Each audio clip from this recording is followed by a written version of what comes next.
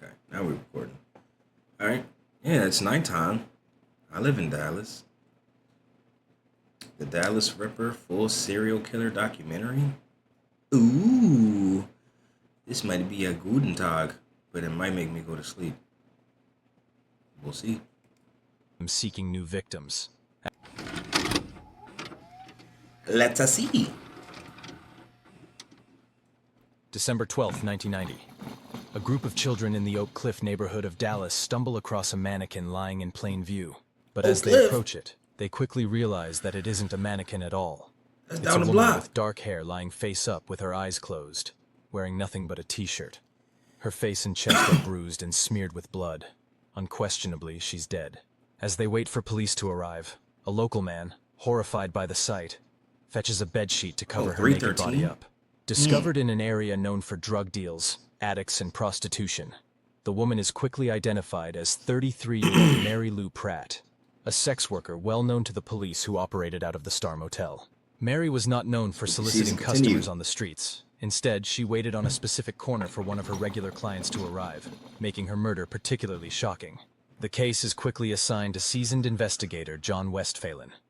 Known for his aggressive interrogation methods, Westphalen was the department's most tenacious detective, but Westphalen knew it would be a difficult case to solve from the get-go.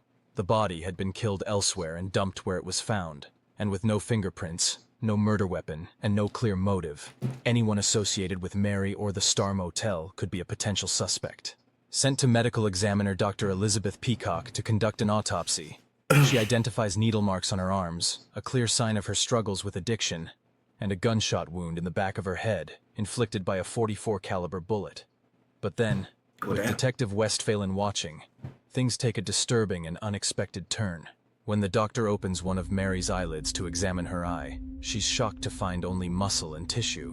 The eye is completely missing, but it hasn't been gouged out in a fit of rage. It has been removed with surgical precision.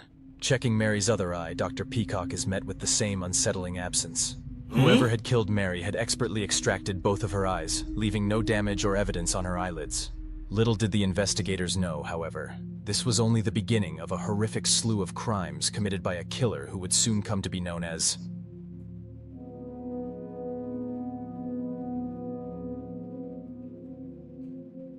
Initially, rumors suggested that Mary... Oh, you want a little bubble maker. You know, you can do that. You can just get... You can literally, just buy you like a bubbler. They have bubblers. Have bubblers, bongs, beakers, bowls. But you want something that has water and it's bubbly and stuff. Yeah, you can literally just buy one. And you don't have to put anything in it. It can just put water in it and just make bubbles. And another sex worker had stolen goods from a warehouse owned by one of their clients. So despite the twisted nature of the crime, the detectives wondered if the murder could have been an act of revenge. But if these rumors were true, Westphalen and his team failed to substantiate them or to locate the supposed client. After receiving a tip, they questioned a pair of Hispanic brothers, but again found no evidence linking them to the crime in any way. Keeping the gruesome nature of the mutilation from the media so as not to damage their ongoing investigation, Mary's murder gained little attention from the press or the public, and it wasn't long before it had completely faded into obscurity. Because of the unusual nature of the crime, Detective Westphalen reached out to the FBI's Violent Crimes Apprehension Program unit, hoping to utilize their database of past violent crimes to see if there was an offender or previous incidents that matched his crime scene. Yet even the FBI had no reports of anything resembling the mutilation of Mary Pratt. They did, however, help generate a profile for him, theorizing that the killer likely murdered for pleasure and kept the eyes as trophies to help him relive the intense feelings associated with his acts of violence. Importantly, they highlighted that such killers usually find that the sensations linked to their trophies fade over time, resulting in them seeking new victims. After 2 months, detectives still had no evidence, no clues, and no genuine suspects. The case looked set to turn cold like so many before, and so many after it. On February 8th, another sex worker who worked at the Star Motel with Mary, Susan Peterson, told a patrol officer that she believed she knew the identity of the man who had murdered her friend, not providing a name at the time, before detectives on the case had even been informed to follow up on her claim. On February 10th, Susan's dead body was discovered on the exact same street Mary had been found on. Just like Damn. Mary, Susan was found wearing only a t-shirt. While she had been shot in the back of the head like Mary, she had also been shot in the left breast and in the top of her head. Her body was located at the opposite end of the road, under the jurisdiction of the Dallas County Sheriff's Department. So Damn. Susan's case was initially assigned to Detective Larry Oliver, who was unaware of the specific details of Mary's case. As he observed the autopsy, the pathologist began with the standard external examination before opening Susan's eyes. Let me guess, her eyes are surgically missing as well. One at a time. Detective Oliver was taken aback to find that both eyes had been surgically removed with small incisions, leaving no signs of bleeding or damage at all. The pathologist informed Detective Oliver about Mary's alarmingly similar case from 2 months prior, and within 24 hours, he met with Detective Westphalen. It seemed clear to detectives that they were dealing with the same monster who had killed Mary, and that the FBI's presumption that they would strike again had been tragically accurate. Although those present avoided the term serial killer, they all understood they were dealing with a highly intelligent and twisted murderer who was leaving bodies in areas that ensured they would be discovered by morning. Because both murders had occurred in similar locations, detectives believed their killer was likely someone who either lived or worked nearby, rather than a transient passing through. The detectives wanted to keep the details out of the media to avoid drawing attention to the Star Motel. That's what I was thinking too, alerting their Deja. unidentified suspect, who might then flee or shift to another area. However, their supervisors believed it was the department's duty to inform the community about the threat, and to make sure local sex workers were aware of the danger. They also hoped that the publicity might generate new leads, as they had very few clues to pursue. Even though they withheld details about the eyes, rumors quickly began to circulate among reporters about the unusual facial mutilations. When questioned by a journalist, one detective described the removals as being done in a nearly surgical manner. This led to a media frenzy, with the press labeling the brutal assailant as the Dallas Ripper and the Eyeball Killer. Potentially dealing with a serial killer, Special Agent Judd Ray of the FBI joined the investigation. With the limited evidence they had, he speculated that the killer was likely white, due to the fact that killers generally target individuals of the same race. Though there are, of course, exceptions to this. Special Agent Ray also speculated that a killer who engages in such brutal acts of mutilation would likely also have other unusual tendencies, and potentially even a history of mental instability. It also seemed likely that the killer possessed some degree of medical knowledge due to the precise nature in which the eyes had been removed. With no leads to follow, I was thinking the killer too. had taken 2 months to kill again, detectives feared he might strike again in April. In preparation, extra squad cars were deployed to monitor areas they believed he might target. Police also began warning sex workers to stay off the streets, and the media frenzy intensified as news of a potential serial killer spread. Then, on March 18th, nearly a month earlier than they'd predicted, a third victim was discovered. The body of 41-year-old Shirley Williams, an African-American sex worker, was found discarded on the pavement in a puddle of blood by a waitress heading to work, posed across from a school. Shirley had been shot through the top of the head and in the face, and had suffered severe facial bruising and a broken nose. Arriving at the scene, Detective Westphalen asked the medical examiner to check the status of Shirley's closed eyes. Lifting her eyelids, they found that both her eyes were missing, confirming they were dealing with the same killer who now, with 3 victims, could officially be labeled as a serial killer. Yet again, there were no fingerprints or semen or evidence of any kind found at the scene. They did, however, discover an unwrapped red condom beside the body. During Shirley's autopsy, however, the medical examiner found something new: the broken tip of an X-Acto blade embedded in her right eye socket, indicating that the killer had been in a rush this time. Most concerning was that the killer had targeted a black woman and changed his location. This left them unable to predict where he might strike next, or where he would dispose of the next body. Looking into Shirley's movements, it did seem like there was only a small window between when she was last seen alive and when her body was discovered, further backing up the idea that he had been rushed. Shirley had been with other sex workers the previous night, using drugs, and had assured her daughter she would be home, before getting into an unknown car wearing a yellow raincoat.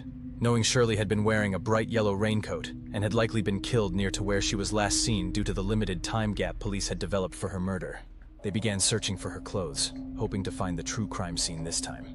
They combed through a nearby field and vigorously searched secluded spots used for sexual encounters where the murder and mutilation may have occurred, but found nothing. Simultaneously, forensic experts meticulously examined Shirley's body and items discovered near to her body, looking for any tiny trace of evidence. That's what I'm trying to figure out too. Like, what's the significance of taking the back of her eyes, neck nigga? with tape. They analyzed them under a microscope, discovering one single hair that did not belong to Shirley. It was a pubic hair from a Caucasian. Although it didn't directly lead them to a suspect right now, they knew it could be a vital piece of evidence once they had an actual suspect in custody to compare it to. Wait, so this might be a dumb question. So you can tell the difference between like a hair on your scalp versus like a pubic hair? Like I thought like all strains of hair were like kind of like the same. You know what I'm saying? I didn't know if you could tell whether it was a pubic hair or whether it was a mustache hair or whatever.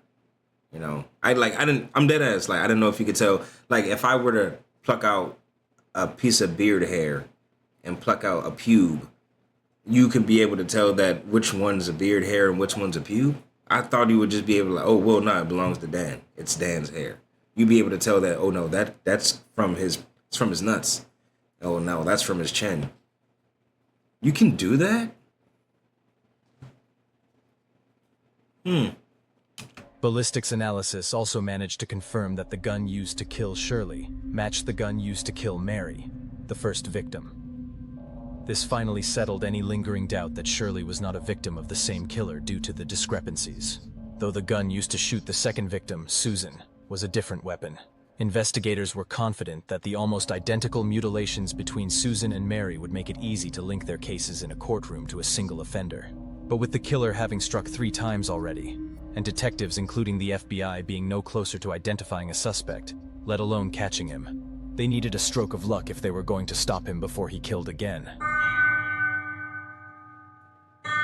Back in September, officers John Matthews and Regina Smith had been assigned to their newly created beat patrolling Oak Cliff's Jefferson Boulevard, in a post intended to help foster community relations and address petty crime in the area. Officer Matthews, 28, had been part of the Dallas police force since he was 21. You got different hair textures? Coming from a family of law enforcement, with a father who was a New York State patrol officer, he grew up listening to his dad's stories. His previous patrols in high crime and prostitution areas had toughened him up, so the dismal nature of his current beat didn't faze him. Officer Smith, 31, had a different background.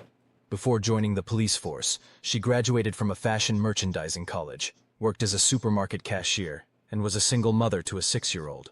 Inspired by an article about the need for more female officers of color, she pursued a career in law enforcement. Before entering the police academy in 1988, she had never been in a fight, seen a corpse, or fired a gun. Despite facing ridicule from her instructors and being assigned to a tough night shift, she was determined to succeed. During their time on the beat, Smith found she had a knack for engaging with local sex workers.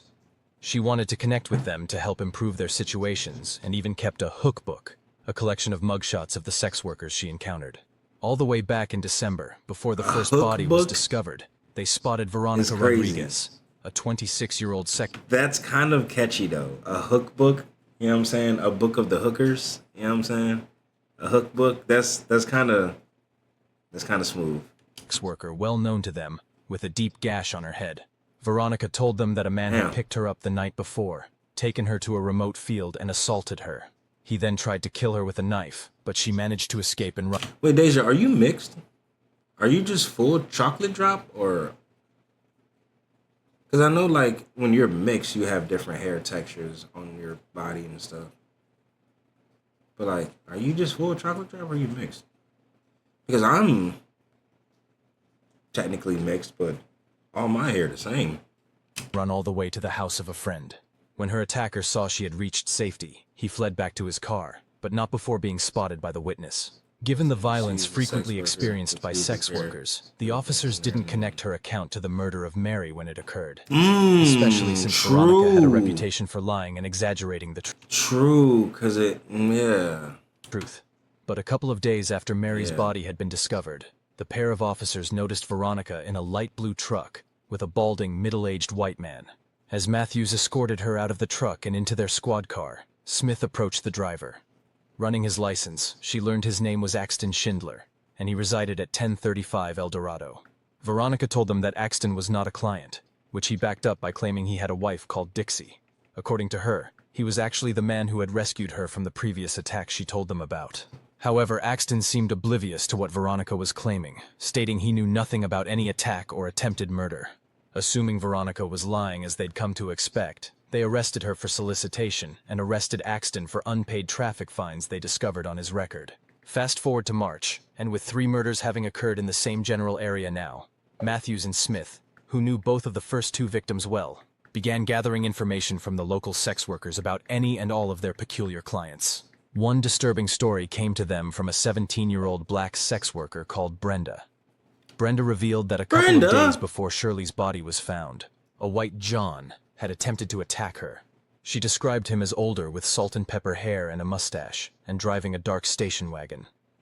She had gotten into his car, but when he proposed they drive somewhere she didn't know to have sex, technically you're mixed Brenda too. refused, Okay. wanting to stick to Yeah, I areas was she saying, was I familiar identify with. as full nigga. This caused the man to unleash his Yeah, anger on technically I am her, mixed. screaming and shouting at her about how he hated whores and was going to kill them all. As he drove off with her, she was forced to use her mace on him and to leap out of the moving vehicle. Matthews and Smith reviewed their hook book, reflecting on the various accounts from other sex workers, and found themselves lingering on Veronica's Why you story say it like about how that? she was almost Hated killed. Even if she whores. was often incoherent and dishonest, she had been consistent over the months in telling the story of her near-fatal encounter. So the pair of officers decided to check out the one lead they did have from her, Axton Schindler, wondering if they could find more detailed county records than the ones they previously accessed that had shown nothing but a handful of parking fines. At the sheriff's office, a deputy assisted them in looking up Schindler, discovering his stated address was registered to a man called Fred Albright, who happened to own several more properties, including some close to where the first 2 bodies had been found. The only problem was Fred Albright was listed as deceased. While this should have been a dead end to an unlikely hunch, something miraculous then happened. The deputy recognized the name Albright. He had recently received a tip about somebody called Charles Albright, who it turned out was Fred's son. A woman had told the deputy that having previously served Charles at a clothing store at a mall, he often brought her gifts and she eventually agreed to start dating him. According to her, Charles admitted that he was a con artist with a stash of stolen goods and had persuaded her to move into one of his rental properties not long after they started dating. But once there, Charles became increasingly unsettling, revealing a disturbing obsession with knives, and most importantly to the case at hand, eyes. Although she had long since moved out and even gotten married to someone else, she had a lingering fear that Charles would find her and harm her. She also claimed Charles frequently solicited local sex workers. Looking up Charles, Matthews and Smith were perplexed to discover that his address so was you listed as the definitely same have as the 2 Axton's. different textures. He also had a lengthy criminal history, including a conviction for assaulting a child.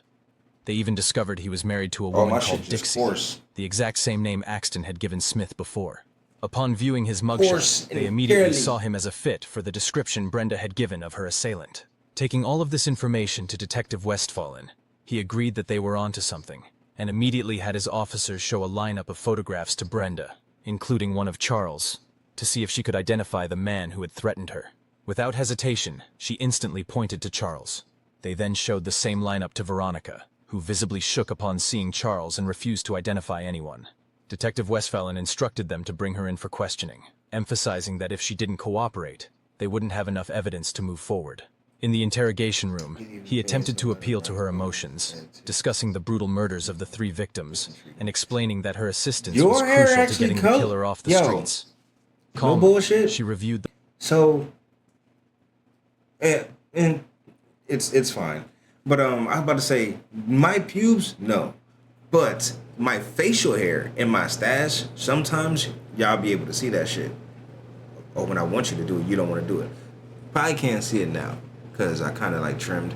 But sometimes around this part, I get like random blonde and red strands of hair and also some white.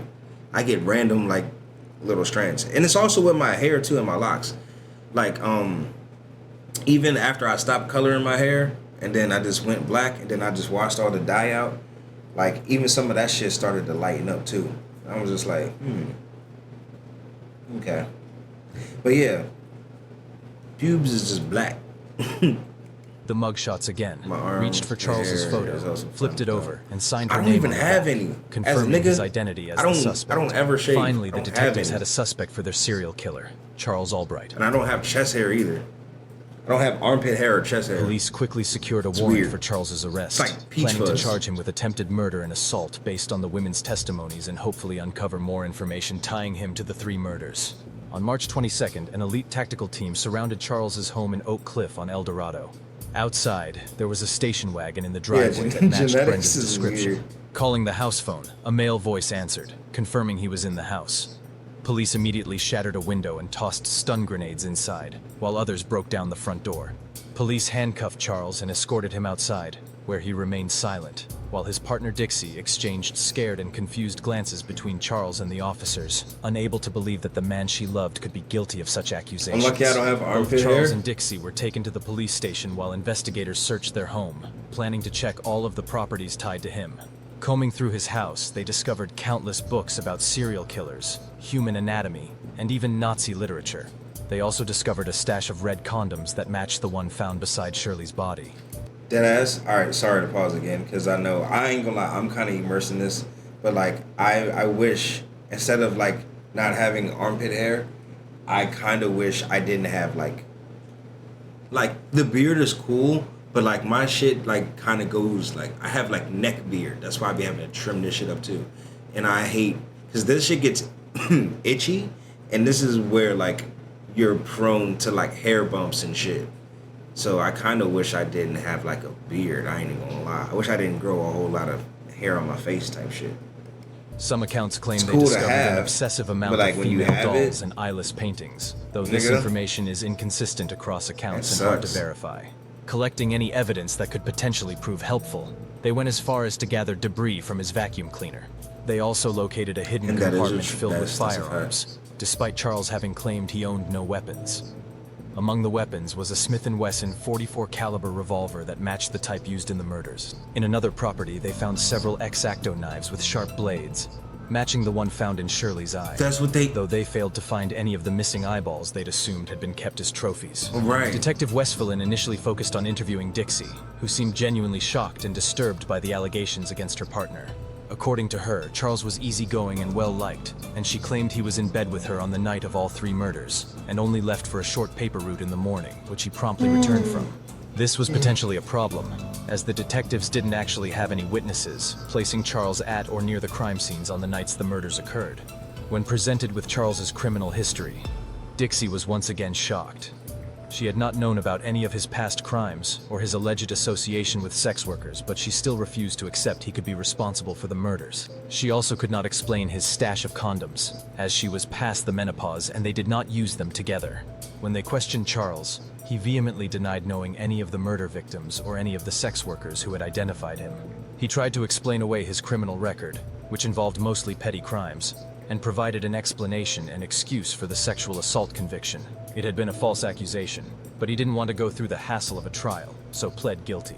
When questioned about Axton Schindler, it turned out that he was one of Charles's tenants, though Charles was surprised Axton had used his own address on his driving license. As they interviewed Charles, the detectives found him to be charming and easy to talk to. He didn't match the typical profile of a serial killer.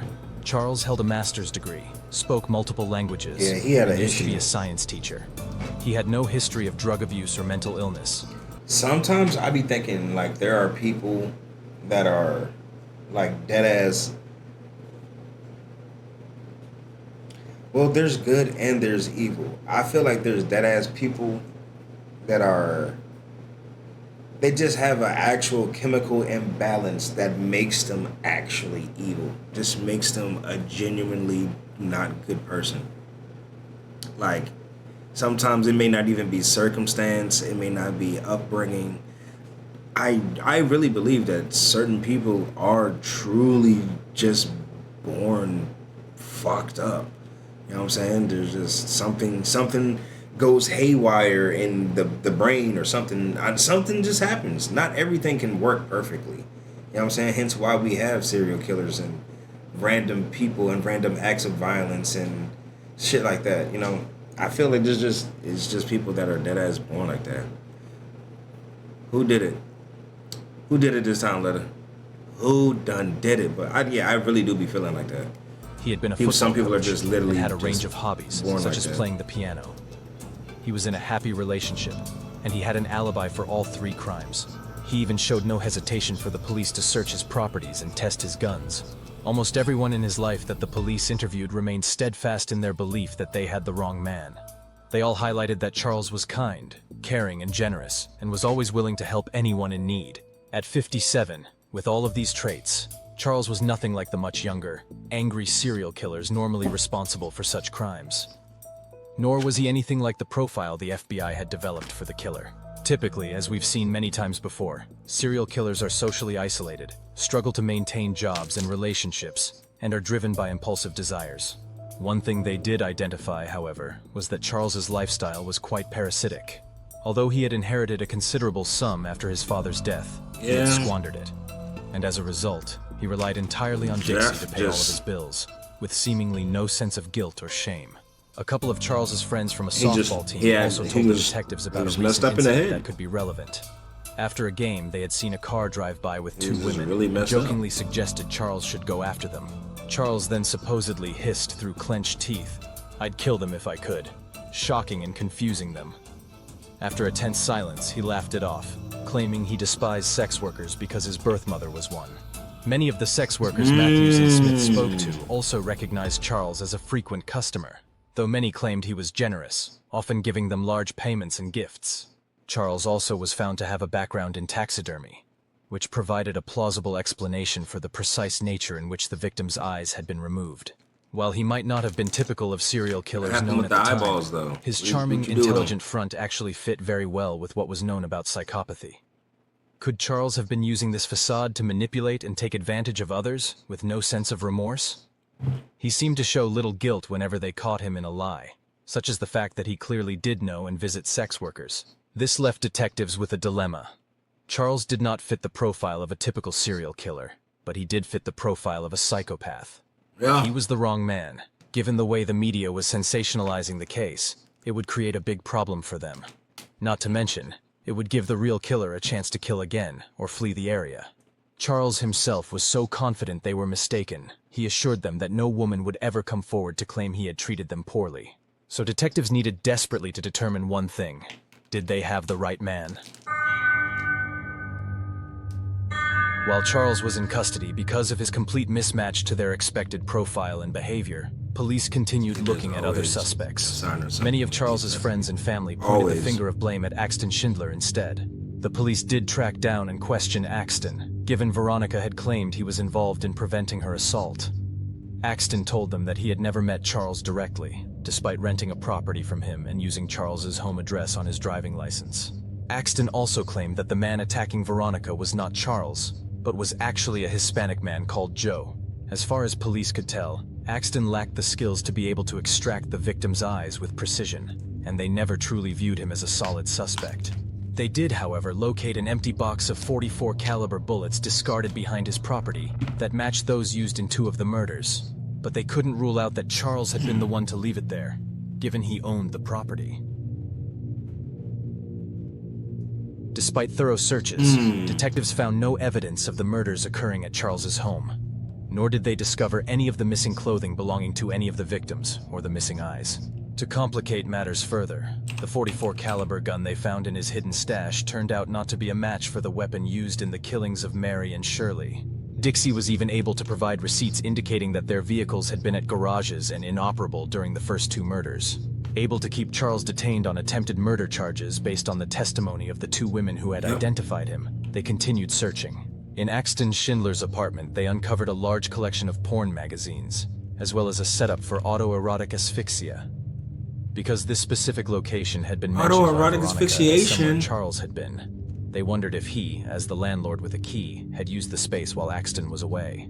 Getting results back from the vacuum debris and blankets seized from Charles's trucks, however, they did discover a range of hair strands, including some that were consistent with those of Shirley, although the samples were too small to conduct DNA testing, based on the technology available at the time.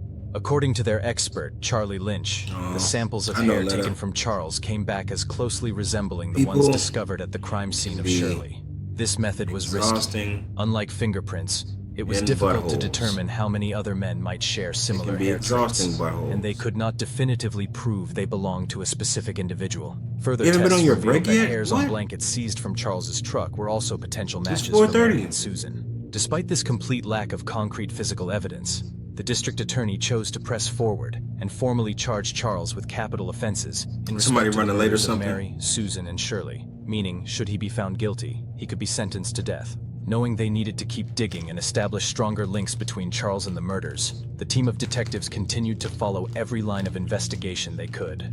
Then, they received an account from an incarcerated sex worker called Mary Beth, who claimed she had had a harrowing encounter on the very night the first victim had been killed. According to Mary Beth, a man grabbed her outside a motel and pressed a knife to her throat, forcing her into his vehicle and driving her to a secluded field. The man then assaulted her, at which point he opened a case containing metal cylinders with sharp blades. He used one blade to cut open her blouse before discarding it and reaching for another. Mary Beth then lost consciousness, waking at some point later to find her assailant gone. Given the number of local sex workers who appeared to have had violent encounters around the time of the murders with Charles, the investigators decided to start questioning other sex workers to see if there were any more similar encounters they were unaware of. One such account came from Tina, who told officers Matthews and Smith that she had gone on several dates with Charles. But on their last outing in his truck, he became unexpectedly violent towards her, causing her to flee. Tina told them that the very night Shirley had been killed, she had seen Charles drive by, but she was with another client and didn't see if he picked up Shirley. However, when she returned, Shirley was gone. So following Tina, the officers and the detectives went to the field where she had frequently been with Charles, leading... I'm not gonna lie, this actually did keep me up. I thought this was gonna be one of those like, dang, I ain't gonna lie, this is kind of long and drawn out, but I'm kind of locked into this story. to the discovery of an old blue blanket, several condoms, and a crumpled yellow raincoat. The yellow raincoat, identical to the one Shirley was last seen wearing, had blood on it. Hairs found on both items were also deemed to be a potential match for Charles's samples. As well as this, detectives spoke to a man called Willie Upshaw who was serving time for illegal firearm possession, after discovering Charles had paid him multiple checks. Upshaw told them that Charles owned another .44 caliber gun they were yet to find, that had been purchased under his father's name. Furthermore, he told them that he was with Charles on the day his car had broken down, asserting that Charles definitely had access to another vehicle on the night Shirley had been killed. With a large number of stolen cars discovered around the time, they theorized that it was entirely possible that Charles could have used any one of them. Lynch also discovered that Charles's hair was a match for one found on the body of another victim, another sex worker, Rhonda Bowie, who had been stabbed to death in 1988 in the Oak Cliff area. However, when Charles provided a solid alibi, they chose not to pursue the charge.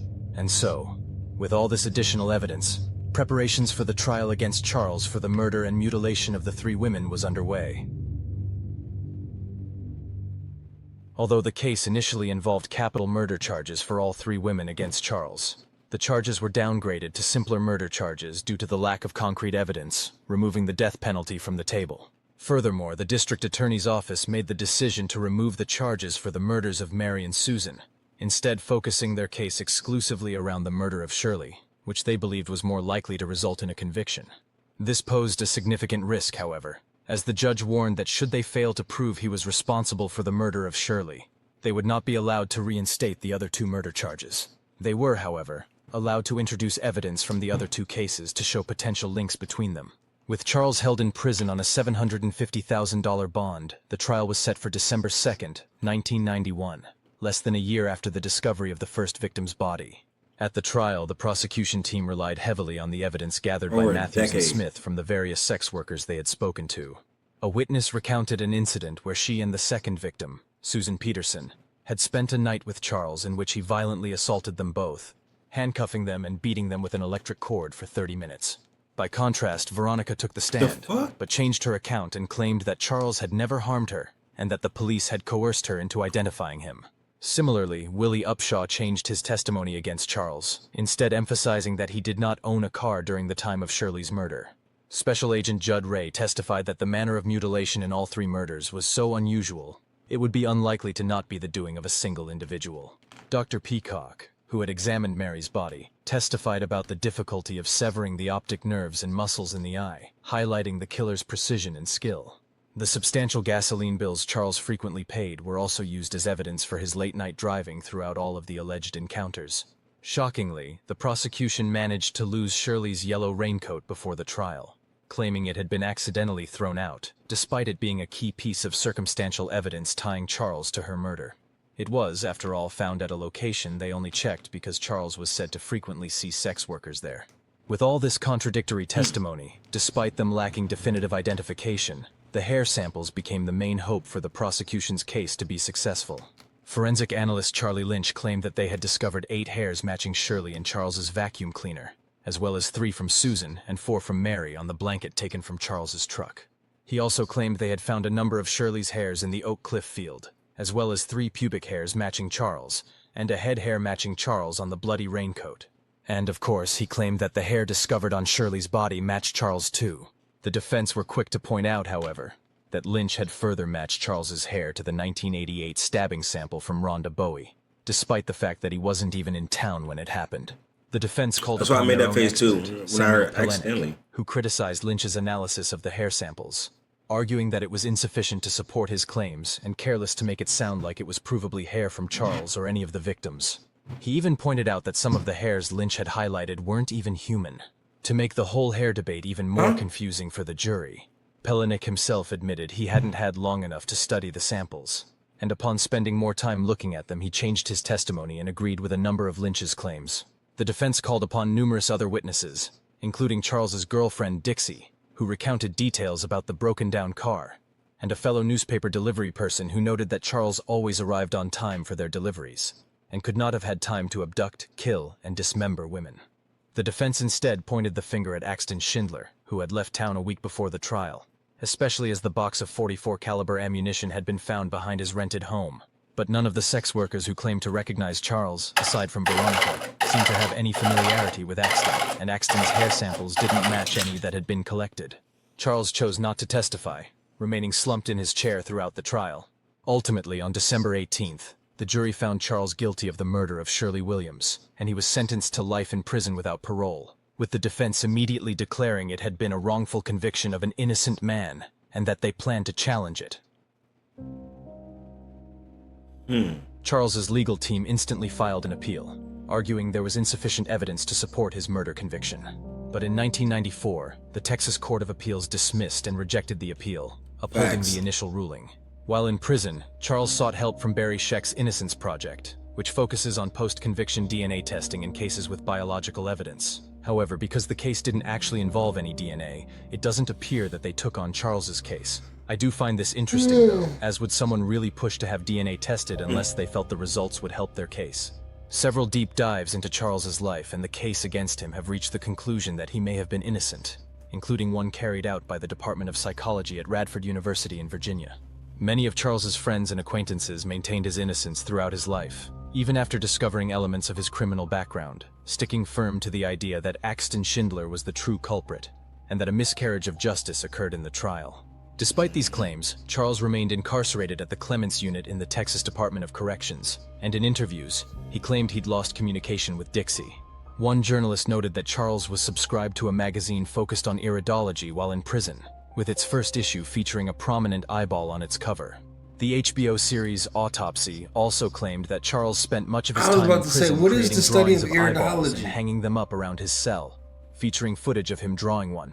By 2017, Charles was moved to the John Montford Psychiatric Unit in Lubbock, Texas, where he remained until his death in 2020 at age 87. To this day, it remains unclear whether he was truly responsible for all 3 murders, or even the one murder he was convicted of.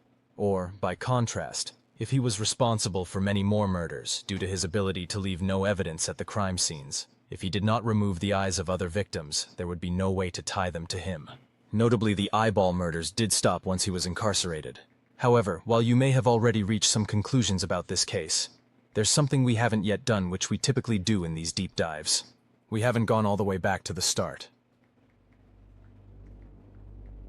Born on August 10, 1933 in Amarillo, Texas, Charles Albright was adopted from an orphanage by his parents Dell and Fred, who lived in the Oak Cliff neighborhood of Dallas.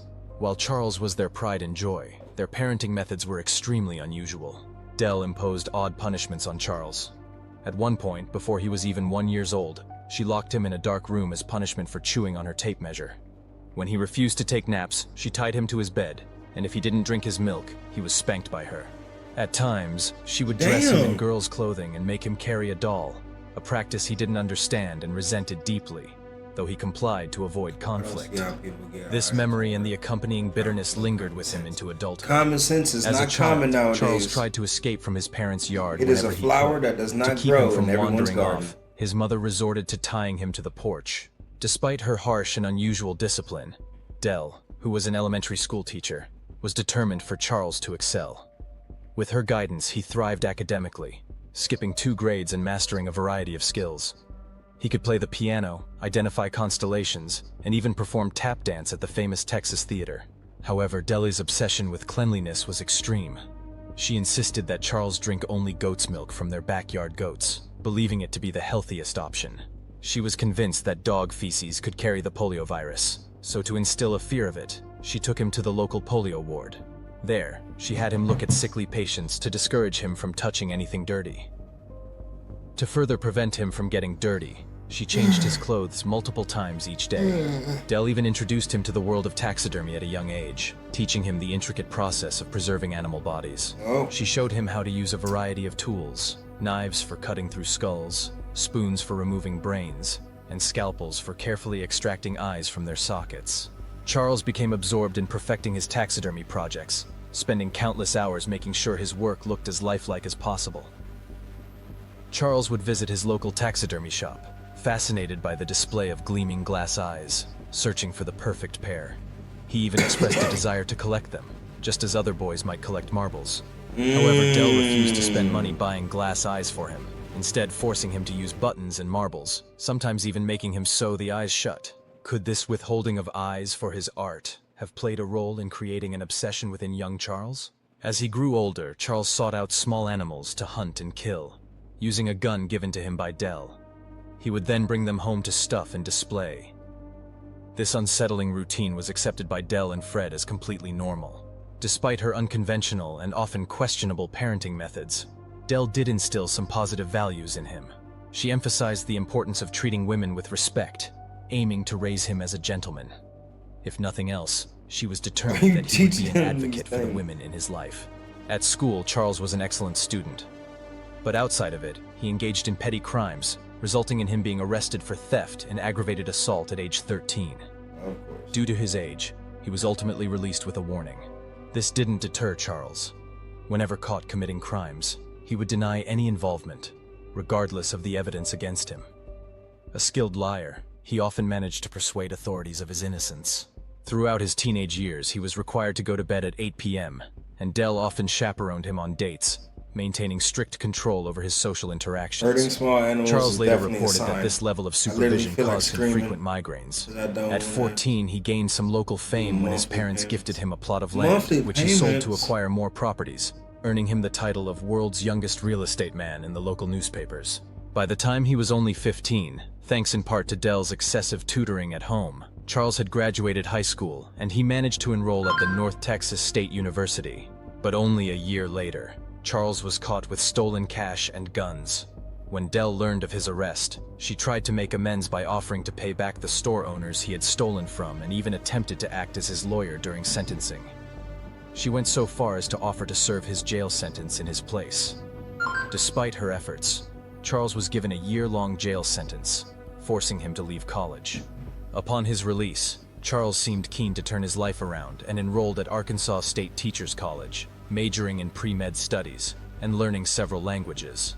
Although he was popular, his peers quickly noticed that he was prone to boasting and exaggerating, particularly when it came to the women he had supposedly slept with.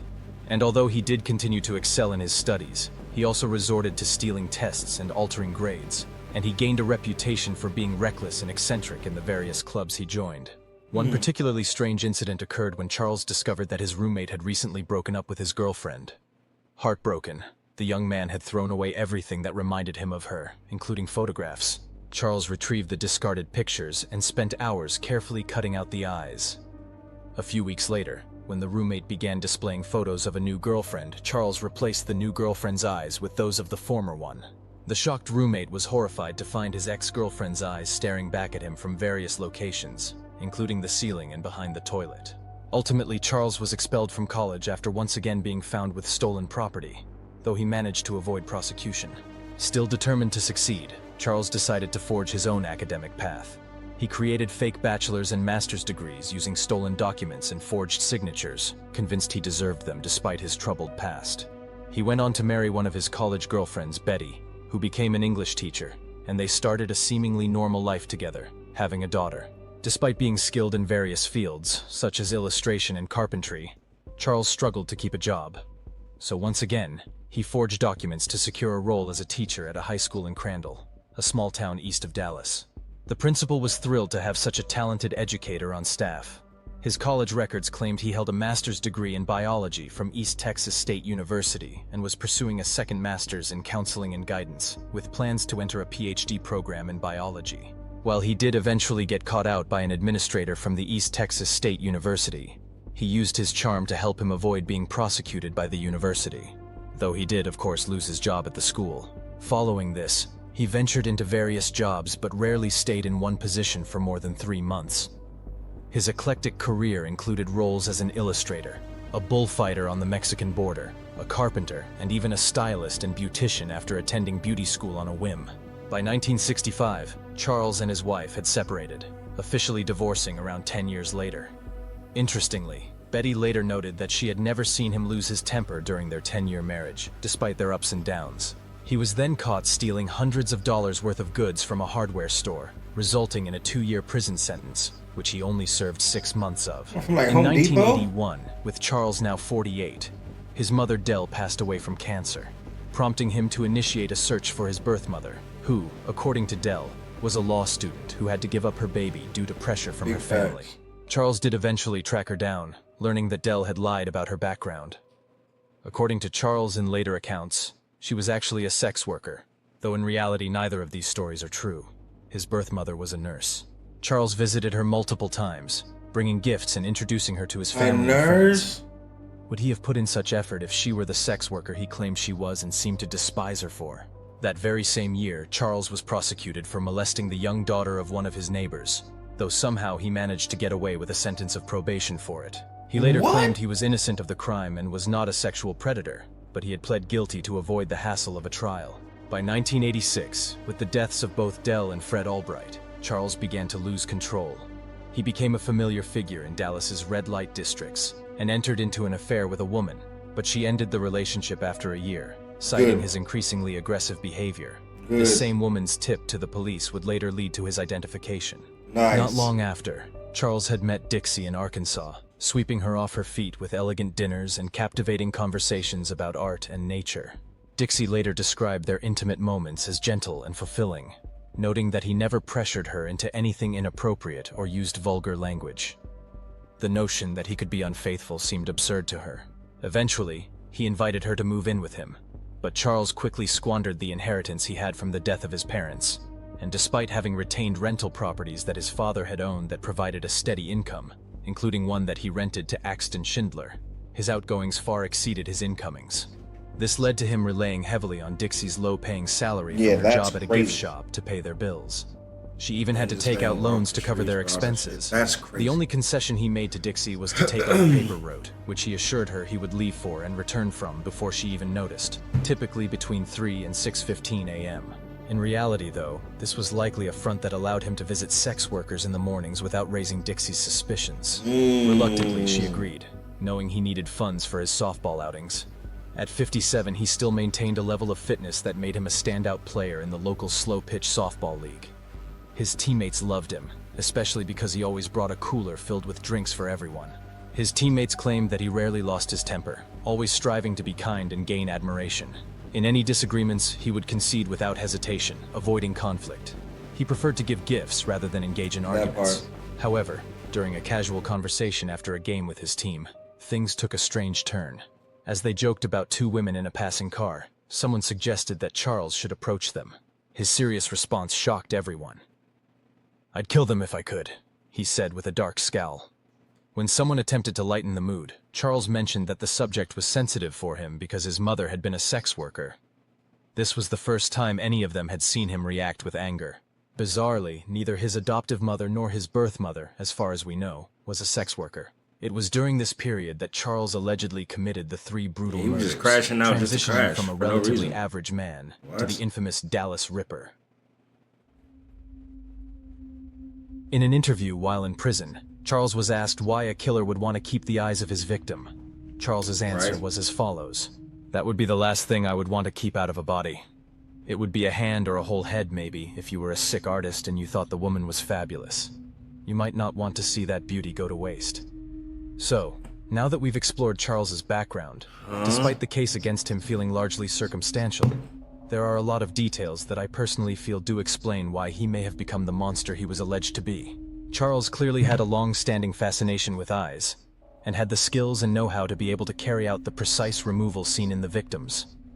To me, it seems unlikely that somebody so obsessed with eyes would just coincidentally have so much circumstantial evidence tying him to a string of murders centered around mutilating eyes. Is it possible that he formed a troubling connection between motherhood and prostitution? If so, he may have sought to punish maternal figures who had disappointed him by engaging with women he deemed the lowest. On one hand, Yeah. he showed compassion by providing financial support to sex workers. On the other, he perhaps harbored resentment towards them. This inner conflict would have put him in a prime position for violence, and his newspaper delivery route does seem like it would have allowed him to roam the streets at night. While the relationships he built with local sex workers established a sense of trust, making it easier for him to convince them to go to secluded places with him. But what do you think? Do you think Charles was the Dallas Ripper who killed all 3 victims? And potentially even more? Or do you think the police arrested the wrong man based on circumstantial evidence? Either way, the trial evidence feels extremely weak to me, even if I do lean towards believing they had the right man in Charles. I tried to present this case a little differently from some of my other ones, so let me know what you thought about the structure down below. Did going into Charles's past at the end add or detract from the exploration of the case? I think it added, I ain't gonna lie. And that was a good little reaction. Because I was actually immersed. And it brought me all the way through. Exactly. That. The narrator hit the nail on the head. I did too. Yeah, I'm saying the same thing. Like, I feel like the narrator, WVid, I'm going to subscribe to Mystery Abyss. I fuck with them. They got some good Johns.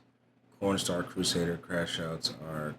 Cornstarch Crusader crash outs are different from ours? Cornstarch Crusader?